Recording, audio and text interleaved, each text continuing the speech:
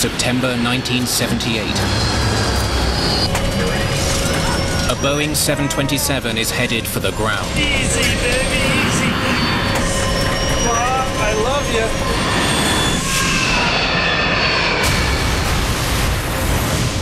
San Diego becomes the site of the worst aviation disaster in U.S. history. And my hair stood up on the back of my head when I learned that this crash had occurred. Oh my word, the accident scene was horrendous. How am I going to put this puzzle together? It was a real big concern of mine. Evidence leads investigators to a remarkable conclusion. Oh yeah, before we turned downwind, I saw about one. A horrendous accident may have been caused Oh yeah, before we turned downwind, I saw him about 1 o'clock. by a single misheard syllable. Mayday, mayday.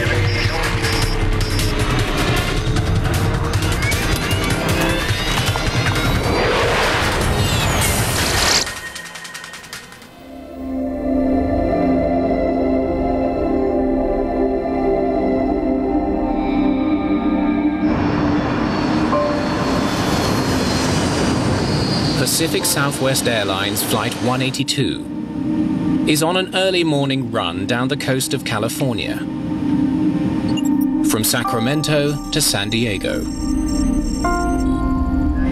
First Officer Bob Fox is at the controls.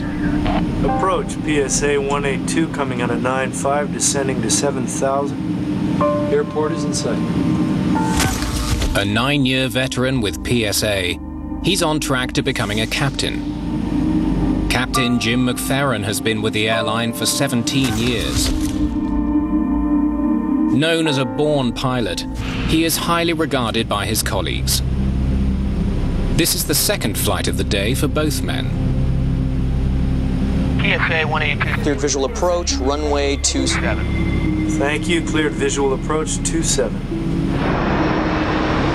Among the 128 passengers, there are 30 Pacific Southwest employees. Many are heading back to the company's home base in San Diego. PSA was an excellent airline. They had a super maintenance record, super safety record. They were recognized in the industry as, wow, these guys are good. Pilots are cautious when arriving at San Diego. Lindbergh Field is the busiest single runway airport in North America.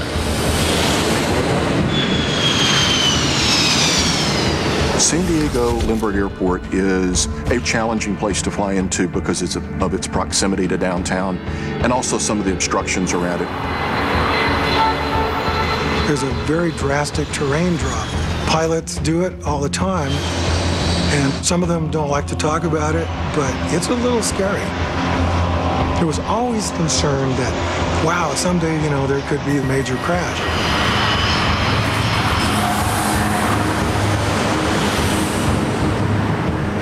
Several other airports nearby are abuzz with commercial, military, and private planes. The airspace around San Diego International is quite busy because of the 600 flights a day in and out. So there are planes taking off and landing constantly. Flight 182 will have to thread its way through all this traffic while passing over the city, preparing to land on runway 27. Martin Wayne is at the engineer's console.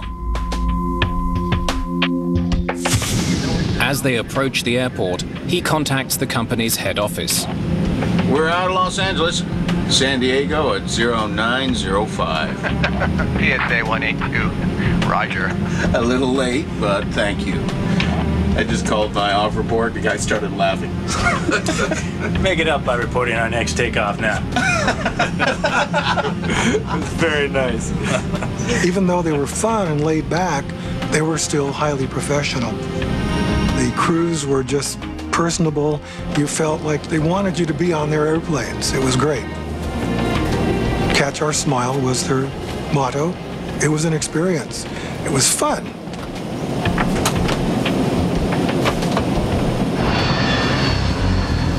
Flight 182's approach to Lindbergh Field is being handled by an approach controller at a facility 15 kilometers north of the airport. The approach control facility is quite busy, and that's stressful because you're handling so many different airplanes in the same airspace. When the controller spots a Cessna flying ahead of Flight 182, he makes sure that they can see it. PSA 182, traffic's at 12 o'clock. 3 miles out, 1,700. Got it. Traffic in sight. They were issued traffic. They acknowledged sight of the traffic. Okay, sir. Maintain visual separation. Contact Lindbergh Tower. 133.3. Have a nice day. Okay. Visual separation means that the pilot has another aircraft in sight and acknowledges it. Got it. Once the visual approach is accepted by the pilot, he's then responsible for maintaining separation from that traffic. Somewhat like two boats passing, it's the responsibility of the overtaking boat to maintain separation visually. As it approaches the airport, Flight 182 banks left, so that it's flying parallel to the runway, ready to turn and land when given permission. I would characterize this as wonderfully routine. There wasn't anything out of the ordinary with this flight. With the plane now less than 8 kilometers from the runway, a controller in the airport's tower takes over to guide the flight in for landing. Lindbergh, PSA 182, downwind. 182, roger. Within the airport traffic area, which is that 5-mile radius, the airplanes coming into the airport to land and take off are controlled by that controller. The tower controller is juggling several planes in addition to the PSA 727. PSA 182, traffic 12 o'clock, 1 mile, a Cessna. Because if there's only one runway at Lindbergh, it requires some air traffic control spacing because of the difference in the speeds of the aircraft. PSA 182, cleared to land. 182 is cleared to land. The jets have quite a significantly faster approach speed than the Cessna, so you have to give them more spacing. It's now 9 a.m. Many passengers on Flight 182 are planning to put in a full day's work in San Diego.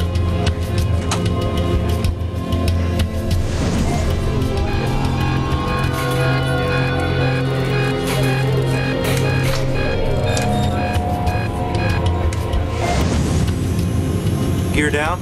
Minutes from landing, pilot Bob Fox spots a distant plane. There's one underneath. I was looking at that inbound over there.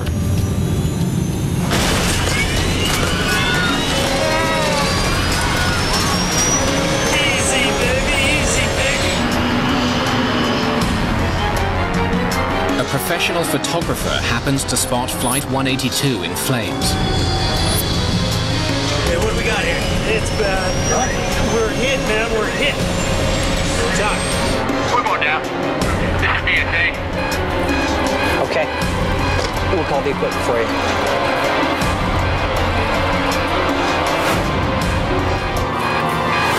The approach controller's radar reveals that the 727 has collided with the Cessna. Jesus Christ. It's an aluminum shower. To have two aircraft under your control collide is the worst nightmare, I think, for any controller. I don't think anything else could be that bad. This is it, baby. Break yourself. Bob, I love you.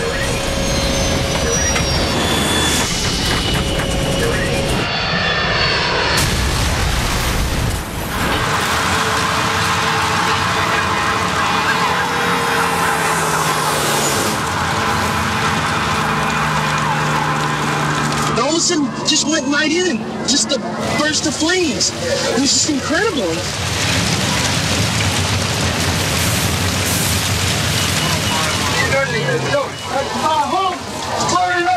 Can't do anything about it. Come on, let's go. And my hair stood up on the back of my head when I learned that this crash had occurred.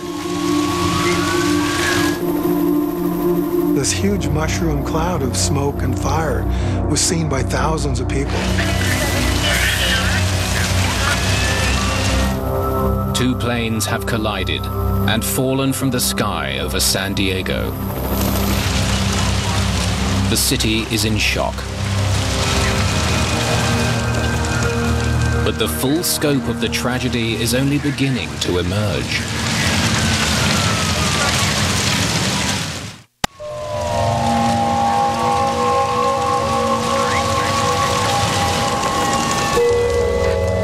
Hundreds of people watched in horror as the two planes collided and crashed into a quiet San Diego residential neighborhood.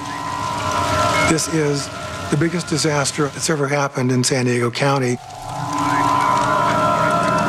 One witness reported seeing falling bodies hit a car. 2 bodies were bounced out of the PSA. One hit through the windshield, killed the mother. The other one hit on the side and killed her 4-month-old baby. Police officers covered up the bodies, and that's about all they could do. It's feared that everyone on board the two planes is dead. The PSA plane landed at Dwight and Nile Streets. A Cessna landed about 6 blocks away in front of a house near 32nd and Polk.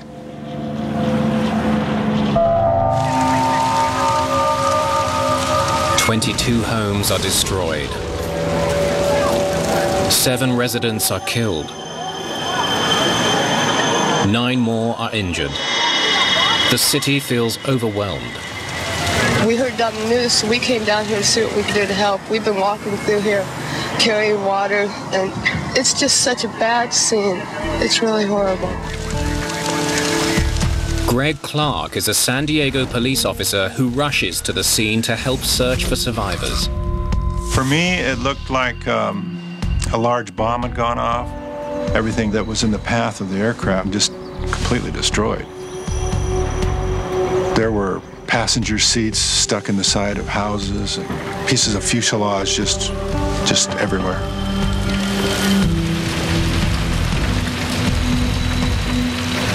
I found nobody that was in one piece. 2 hours after the crash, NTSB investigator Wally Funk arrives from Los Angeles. Since I was the lead investigator for that particular day, I got the call from the FAA duty officer, and he informed me that there had been a mid-air collision in San Diego. Oh my word, the accident scene was horrendous.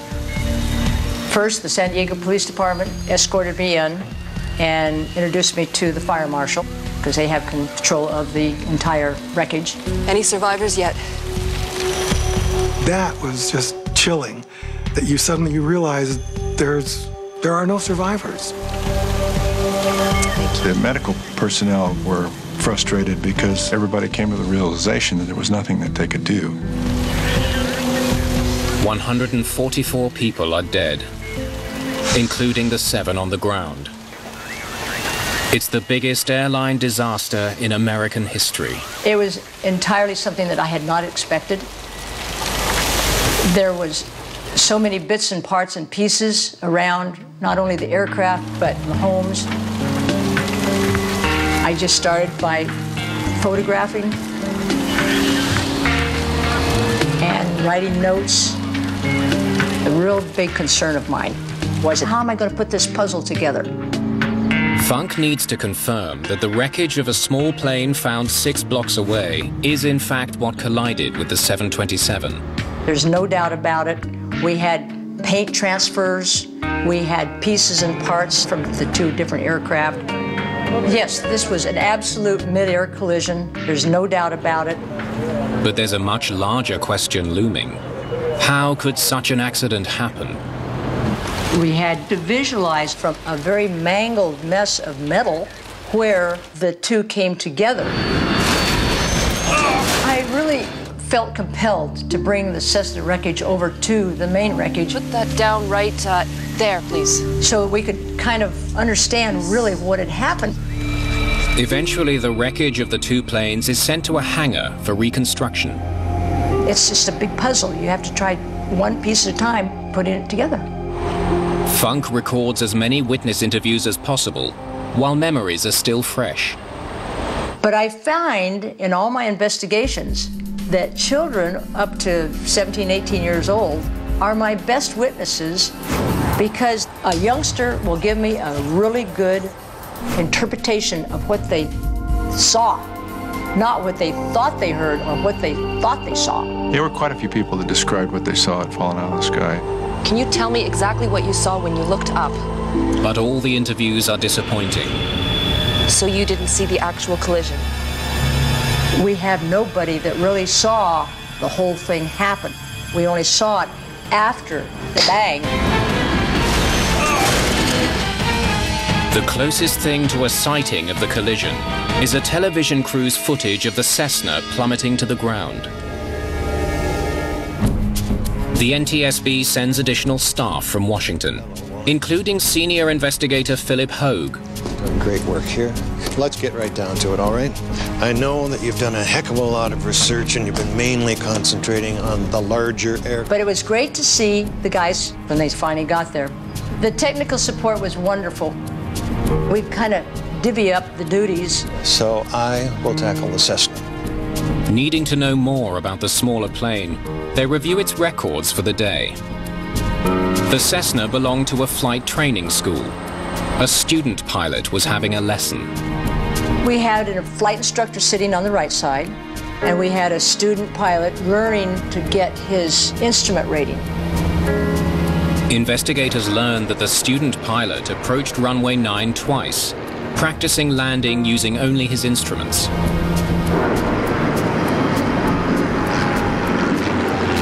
Instrument pilots need more the practice of approaching the runways as opposed to the landings. Local media jumped to a conclusion. There were a lot of people who thought that the crash had to be the fault of that Cessna because it had a student pilot. There can be a built-in bias in traveling public's mind and the media's mind that airliners should have priority in and out of airports. And this is not the way that it works. It's a first-come, first-served system. However, with a jetliner on an assigned glide path coming into a major airport, people wanted to know how come that little airplane was up there in the way. Hopefully the black boxes salvaged from the crash site will help answer this question. One was up front, which was the voice recorder, and one was in the aft stairwell, which was the instrument recorder. They were flown back to Washington, D.C., figuring out what was said in the cockpit and what the instrument said. Takes a lot of time. In the meantime, investigators interview the first of the two controllers who were guiding the planes. Can you show us the two flight paths? The approach controller remembers the planned routes of the two planes, but he can't be sure what routes they actually flew, because approach radar is not recorded. So the 727 was flying east to do a turnaround and land on runway 27. And the Cessna was flying northeast, but it was miles ahead of the 727, probably headed home after doing touch and goes on runway 9. They should have missed each other by over a mile. Since I had been into Lindbergh several times as a pilot, it occurred to me, were they on the right headings, altitudes? Learning the exact flight paths will require complex calculations that include data from an air traffic station in Los Angeles. Meanwhile, a transcript of the controller's conversation with both planes reveals the pilots were aware of each other's positions. So, the PSA crew reported seeing the Cessna when they were still 3 miles apart. The planes would have been somewhere around here and here. Got it. Traffic in sight. The Cessna pilot was also made aware of the 727 behind them. Traffic at 6 o'clock. 2 miles eastbound, a PSA jet inbound to Lindbergh out of 3,200 has you in sight. Investigators want to know, if the pilots of both planes knew of each other, why did their aircraft collide? New radar equipment installed just 1 month earlier was designed to prevent exactly this type of incident. The collision alert system was instituted to prevent collisions, to alert controllers the fact that there was an imminent collision between two aircraft. Didn't you get any warning? We did. We ignored it. Explain. Well, when the alert sounded, I mentioned it to my supervisor.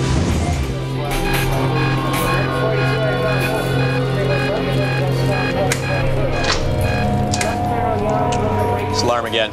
I talked to both planes. PSA 182 has confirmed a visual sighting of the Cessna. We're not expected to contact the pilots if they're flying by visual rules. Not to mention we get about 13 alarms a day, so. He went to his advisor and told him what he had, but since they had had so many false ones, they really just kind of disregarded it. The controllers decide not to act on the alert, but they still contact the Cessna and repeat an earlier message. Traffic in your vicinity. PSA jet has you in sight. He's descending for Lindbergh. You could almost call it a courtesy call by the approach controller to the Cessna. But at that exact moment, get over here. The planes collide. I feel they should have watched these two aircraft a little closer. I think they were rather cavalier about it.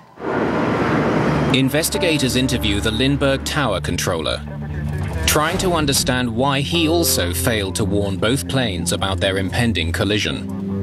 They discover that to monitor traffic, he relied on a less sophisticated form of radar. The tower controller did not have the collision alert system at the time. When the controller saw the planes within 1.5 kilometers of each other, he made contact, warning the 727. PSA 182. Traffic, 12 o'clock, 1 mile. I think he's passing off to our right. Yeah. If the pilot says he's passing off to our right, this implies that he's still maintaining visual separation. It's his responsibility, and you would not worry about it. After talking to both controllers, investigators still have no answer to the key question in the mid-air collision. Who crashed into whom? Now, let's have the next acetate, please, and see where that takes us. When they finally calculate the two planes' actual radar tracks, the answer becomes clear. This is where the 727 has rear-ended the Cessna. The Cessna never passed off to the right. He was always in front of PSA. The 91-ton aircraft, flying at almost 300 kilometers per hour, simply tore apart the much slower and lighter Cessna. We have plotted down here, this is the third position. The radar track reveals another important detail. Just before the impact, the Cessna turned right into the 727's path. Why the change in heading? The trajectories of the two airplanes are such that had the Cessna not drifted, the airplanes would not have collided. Close examination of the Cessna's training flight log reveals one possible reason for the change in direction. He was wearing a training hood. The Cessna pilot wore a training hood. It's a device worn during instrument flight training. A pilot undergoing training for an instrument rating must learn to fly with exclusive reference to the instruments. So on good weather days, there has to be some means to block the natural horizon, the outside. And it was a black hood that came out about this far from his face so that he couldn't see outside.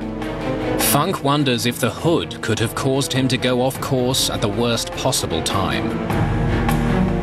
The Cessna was told to stay on a 70-degree heading.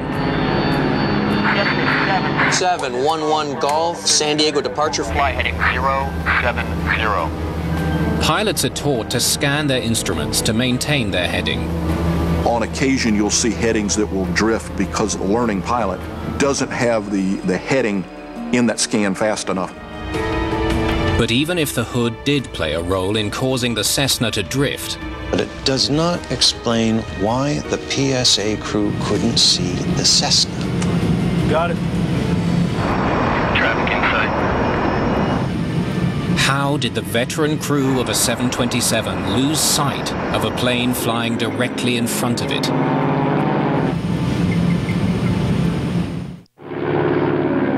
Investigators now realize they may never find out why the pilot of a Cessna changed its heading, putting it on the same flight path as a 727. Why the Cessna pilot did not stay on his assigned heading, I can't answer that question. But it's important to know that that drift of that heading wasn't so severe that the air traffic controller called them and said, "What's your heading?" So clearly they did turn according to the radar, but the significance of it is a bit more questionable. What's not in question is that it was the responsibility of the 727's crew to avoid the Cessna. The PSA crew, when they acknowledged they had the Cessna in sight, at that moment became responsible for keeping the airplane separate.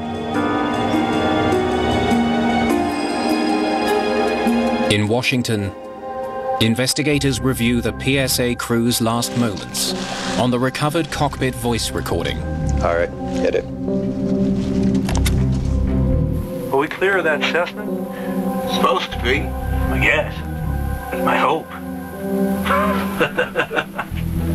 Oh, yeah. Hold on. Go back. Philip Hogue focuses in on the conversation recorded 35 seconds before the collision.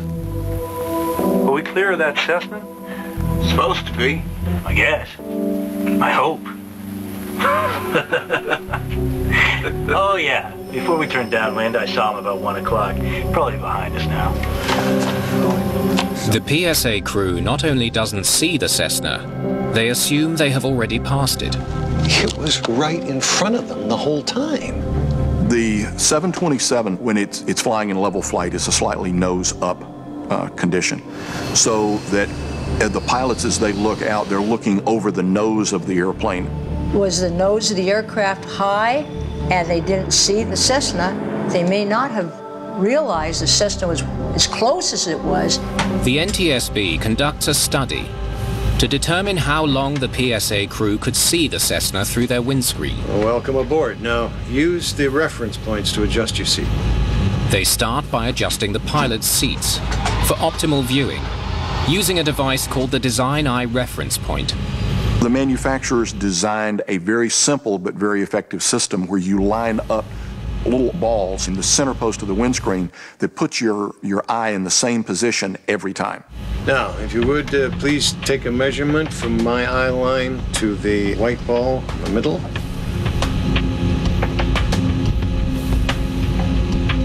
Okay, now from the eyeball to the floor, please. Once the pilot's viewing positions have been determined, the photographer uses a special camera to take panoramic images of each pilot's view. Okay, let's have a look at what the pilots can see. Would you put up the view? He starts with the captain's view. Radar tracks provide the Cessna's heading, pitch, and bank angle.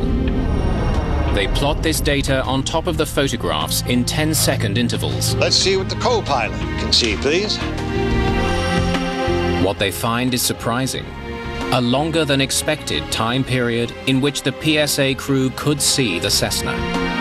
170 seconds of clear view. The pilots could have seen the Cessna in plain view. How can you miss a plane that is staring you in the face? Yeah, it's something falling. She doesn't say what, but okay. All right, I'll take that, Sue Pritchard. Investigators wonder if witness reports can shed some light on the mystery. They discover that there may have been something in the air that misled the pilots. We had collected 220 witness reports, but 16 of those witness reports revealed that they thought they saw other aircraft in the area.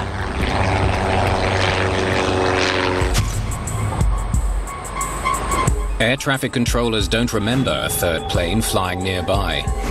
But many small planes don't carry a transponder, the device needed to identify them. Had they not had a transponder, the third airplane may not have been visible to the radar in the San Diego approach facility. Are we clear of that? Investigators study the cockpit recordings more closely, searching for clues about a third plane. Oh, yeah. Before we turned downwind, I saw him about 1 o'clock. Probably behind us now. 35 seconds before the crash, the crew assumed the Cessna was safely out of the way. But the captain's 1 o'clock reference seems odd. The flight paths of the two planes show that the Cessna was never in that position. The Cessna was at their 11 o'clock. So, what plane were they looking at? The fact that it was at 1 o'clock instead of 11 o'clock indicates that there's a possibility that he saw another aircraft. It may have been quite some distance away, but he saw another aircraft. Then another clue about a possible third plane. There's one underneath. I was looking at that inbound over there. The plane he spots is flying inbound. That means it's flying in the opposite direction of the Cessna that was hit.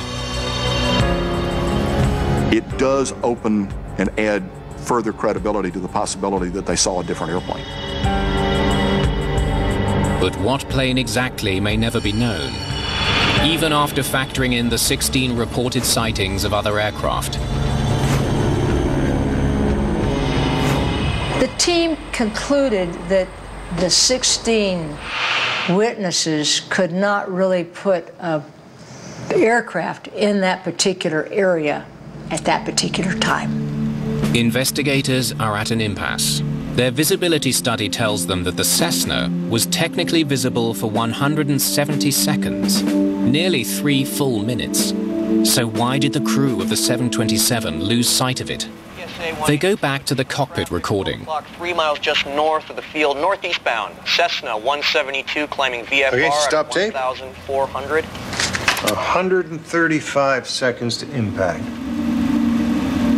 This is when the controller first mentioned the Cessna. Okay, roll tape again. PSA 182. 2 minutes before the collision, the crew hears the Cessna's position being described, but they haven't spotted it yet. The silhouette of the Cessna would have been difficult as they were approximately the same altitude. They're going in the same direction. So that one of the things that the human eye picks up is movement. And for a good part of the time, this is not moving in the windscreen. San Diego Ops were number 2 because we try harder. The Cessna has now been visible for nearly 80 seconds out of their window, but the crew has failed to see it. 90 seconds to impact. They get another warning. And after we read and saw what CBR said, I feel that they were distracted in their conversation. Roll tape. PSA 182, traffic's at 12 o'clock, 3 miles out, 1,700. Got it. Traffic in sight. Stop tape. 85 seconds before impact, the 727's pilots spot the Cessna flying ahead of them.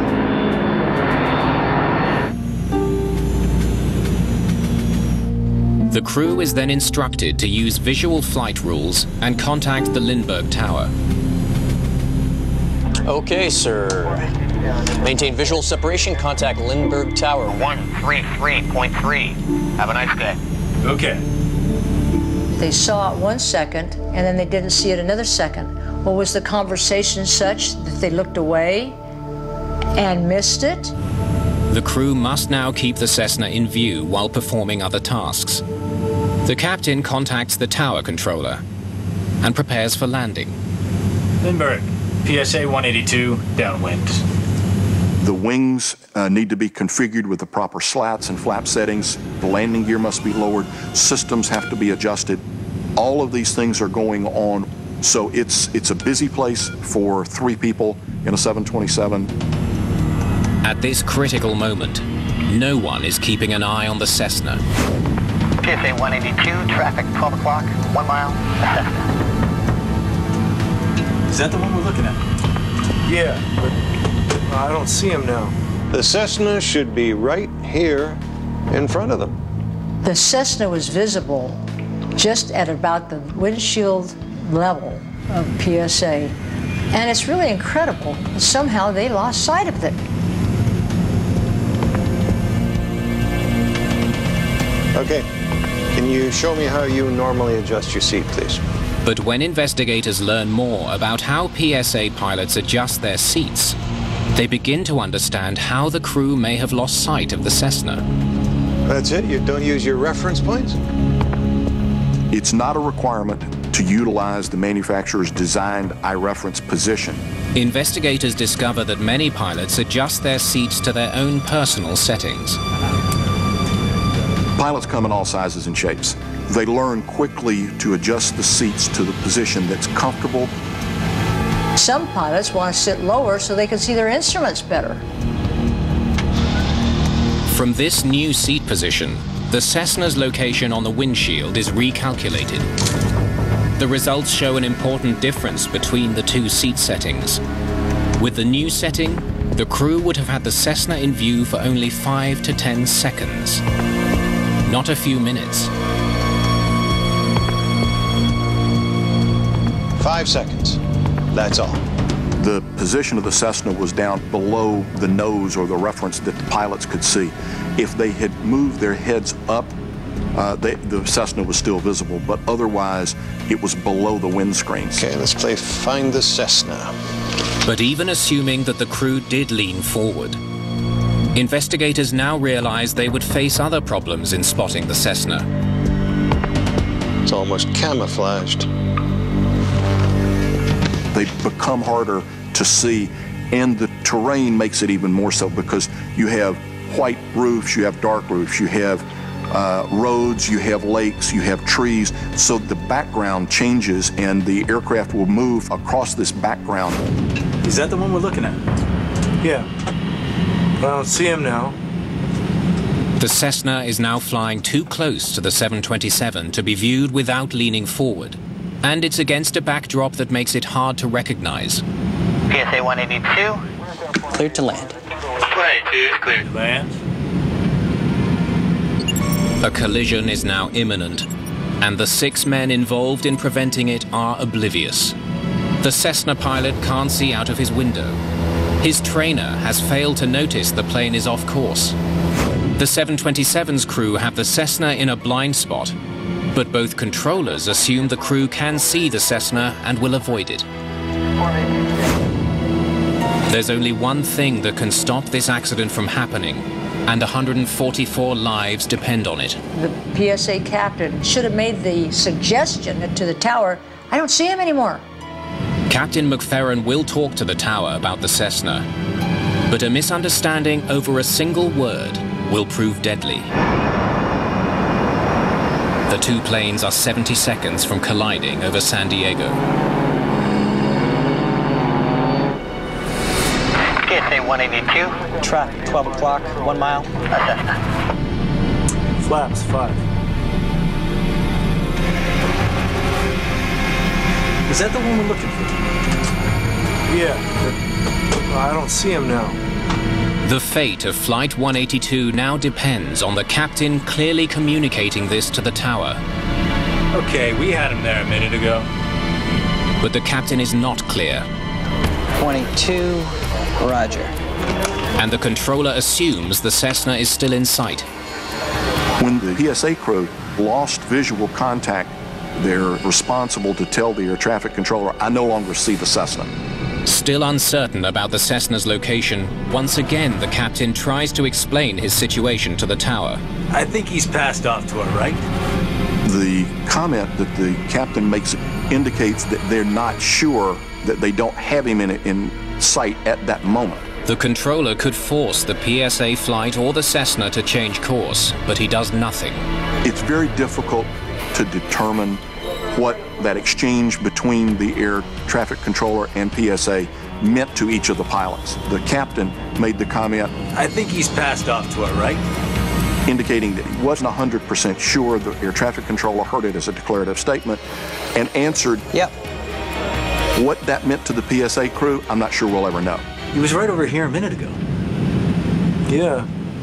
But they were satisfied with the situation enough that they continued the approach, and the air traffic controller was satisfied with the situation enough that he did not make any further comments about it. Okay, we had him there. Investigators want to know why the controller took no action. They compare two separate recordings of the conversation between the captain and the controller. Okay, Chris, let's hear the cockpit first. I think he's passed off to our right. Passed. I thought I heard passing before. Double check that, please.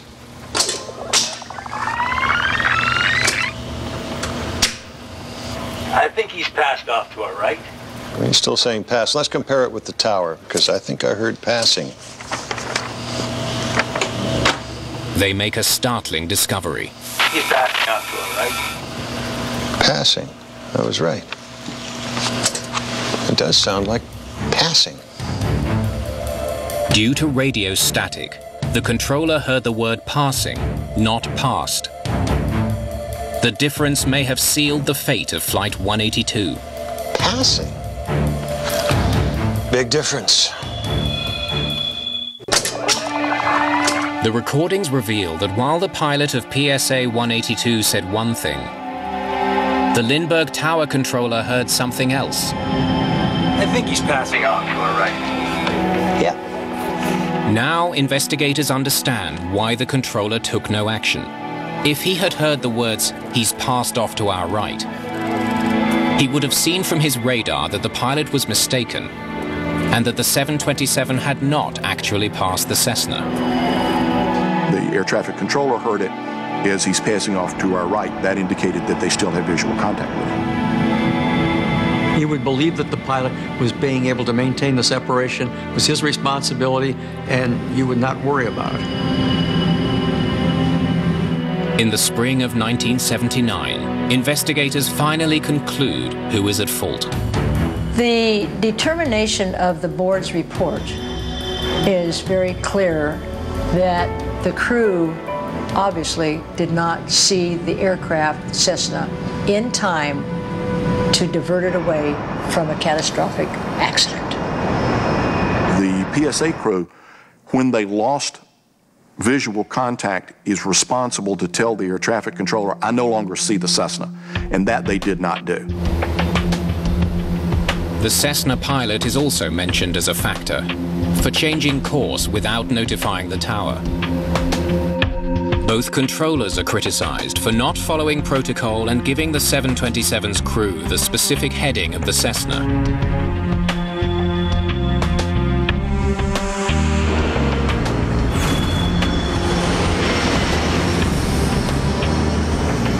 Thinking back to that day, there's just a tremendous sadness that comes to mind. You know that accidents happen, but you think this was an accident that could have been prevented, but it wasn't.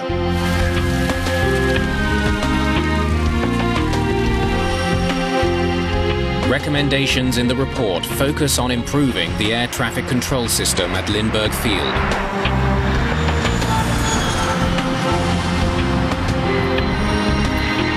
They changed procedures after this.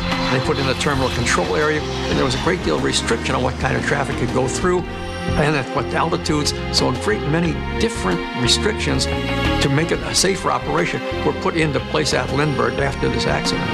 We're out of Los Angeles, San Diego at 0905. PSA 182, roger. I just told my off report, the guy started laughing. Make it up by reporting our next takeoff now. There's another legacy of PSA 182. New rules governing all conversations in the cockpit when flying below 10,000 feet. Today's regulation requires that you concentrate your conversation exclusively on the operation of the airplane. At the time of the PSA 182 accident, that regulation was not in effect. PSA 182 also helped push the FAA in the search for new technology. 3 years after the accident in 1981, a safety device called TCAS, or Traffic Collision Avoidance System, was put into development. Now installed in all passenger aircraft, the system warns pilots when another plane comes too close. TCAS was a God bless. We now can put it on our transponders and we can see or hear or what's going on or be told what's going on with aircraft around us. We have come in big leaps to make aviation safer for people to fly and feel comfortable that their airplane is going to get where they want to go.